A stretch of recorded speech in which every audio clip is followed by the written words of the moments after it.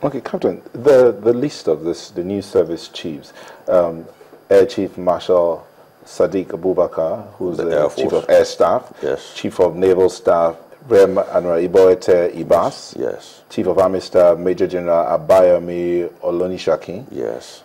Chief of Defense Intelligence, yes. Air Vice Marshal Morgan Riku, and the National Security Advisor, Major General Babagana Mongunu. Yes. Now, all of them, you mentioned it, they all have a common trend: training, yes. logistics. Yes. It's a common factor. But is this strategic? Because, as you said, the Nigerians have run out of patience. Yes. What they want to see is results. Results. Yes. Practically immediate results. Yes. So, getting these 6 men in now, would you say is a strategic move by the present administration? Yes, it is a strategic move. I'll tell you something about military operations and the perceptions by the civilian. Military operations are dynamic, okay?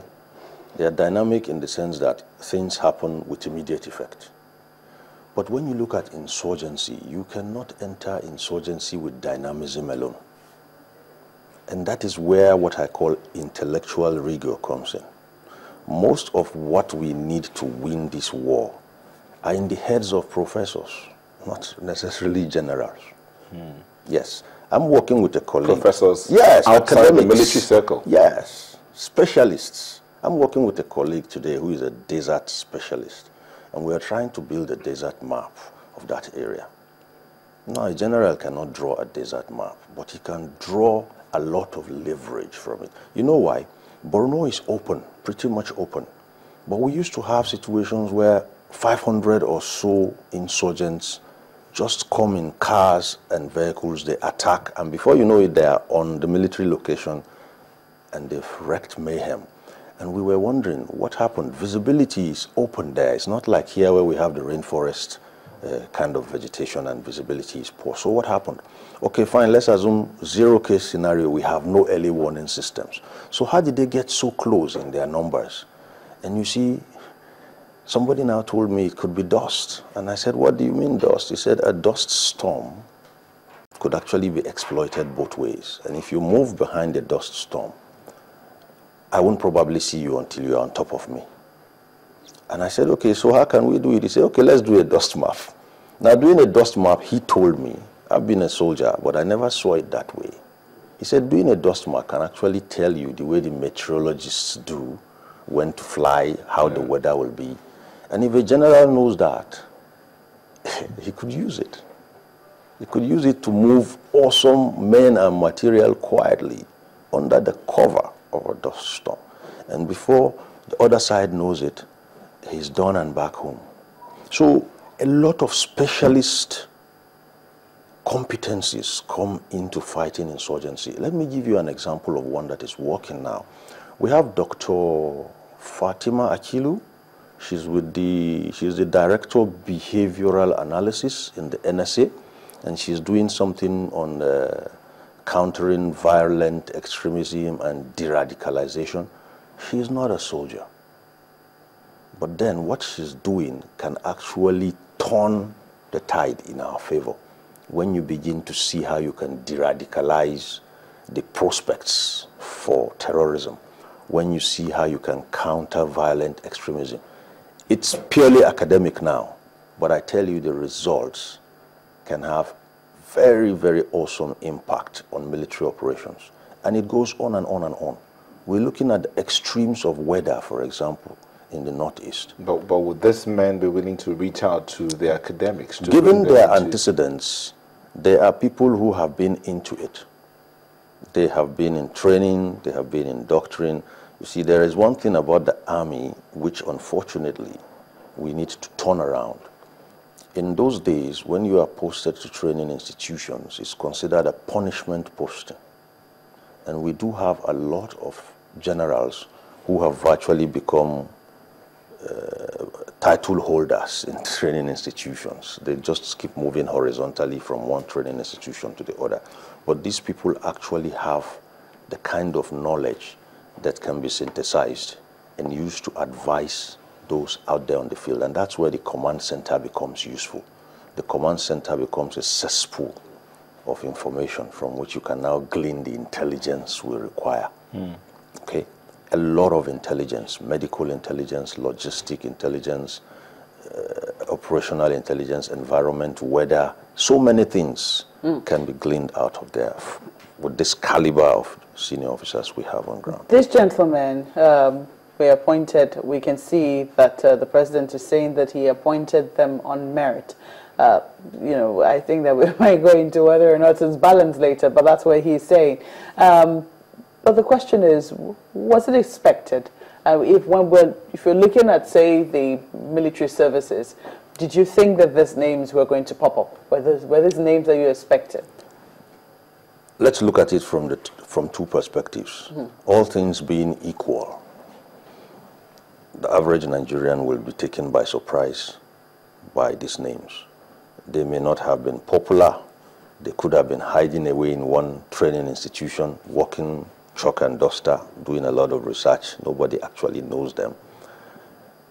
That's the average Nigerian. That's the average Nigerian. They actually expect those who are probably godsons, those who are closer to the top shots, those who will be endorsed. But if you know the president, for those of us who were privileged to have been in service while he was there, if he was your directing staff and he scored you 70, then you probably must have broken your head to get it.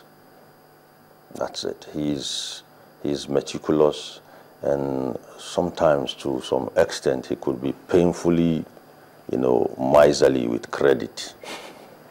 I can tell you that because when he was 3 Armored Div GOC, I was in Air Force Military School, Jos.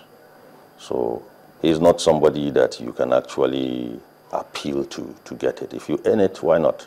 If you don't earn it, why? So have these names come to the military corps then as a surprise? Within the army, they wouldn't come in as a surprise. Within the army, from the little feelers I've gotten from colleagues, there is excitement, there is anticipation. You're looking at people who actually have worked in what you can call a thoroughfare. You can never pass through the army without going through the schools for courses. So there are people you must have gone through one way or the other. It's just like a lecturer of yours becoming maybe the VC, and you had to send your son to that school. Definitely you should be able to draw from what you went through under him to know exactly what you can expect for your boy. And these are men who, I can tell you, have matroned and nurtured people through a system. And I know that they have the capacity and the bend for intellectual rigor. Okay, we tend to look at people in the olden way and say, oh, bloody civilians. But look, the armored tank, the fighter aircrafts were designed by these professors. And then they taught us how to fly it, isn't it? So we need to actually have a lot of intellectual rigor activity going on.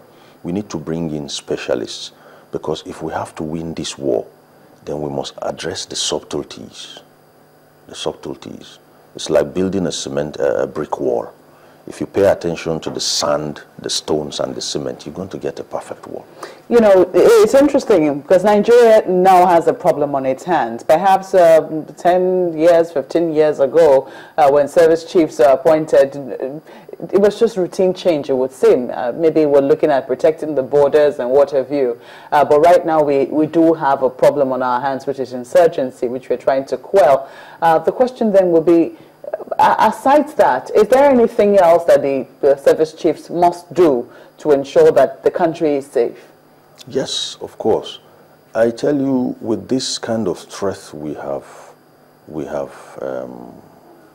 gone through in this last 5 years, it's not only about staying within the army and doing what you have to do.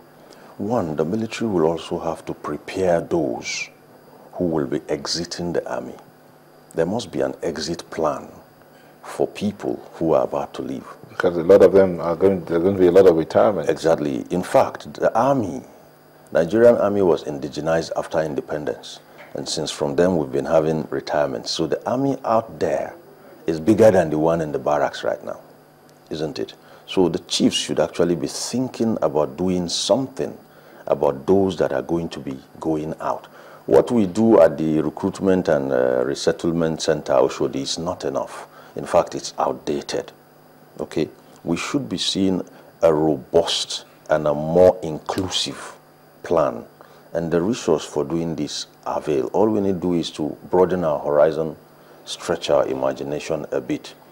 I say that because if you look at the way it happens, we have a lot of pressure on the army, and the army is not exploiting current day practices, best practice options like outsourcing. There are a lot of ex-soldiers out there who can come in useful to the armed forces. I'll give you an example I was toying with. Who cleans the weapons? The sheer number of weapons they use in Maiduguri. It's a sandy area, so weapons can get clogged easily. Who cleans it? It means a section of the army has to actually be used to do the armory, the arsenals, and do the cleaning. But what if you outsourced that? What if you brought in some very good hands? You are going to disengage more troops and make them useful. What if the chief, for example, wanted to sit down and look at an aspect of training? Rather than shut down 4 GOCs to sit down for 2 weeks on a board, you could bring in past chief or past GOCs, quarter them somewhere in Abuja, and they sit down and say, okay, Neota, while I was on your seat, XYZ file existed, can I have it? Rather than now, you know, you are actually going to do things concurrently, because what is happening, the situation is not going to give us time to go get ready and come back. We will have to learn hands-on. And it's the best way to learn, because you come out wiser, you come out stronger and better.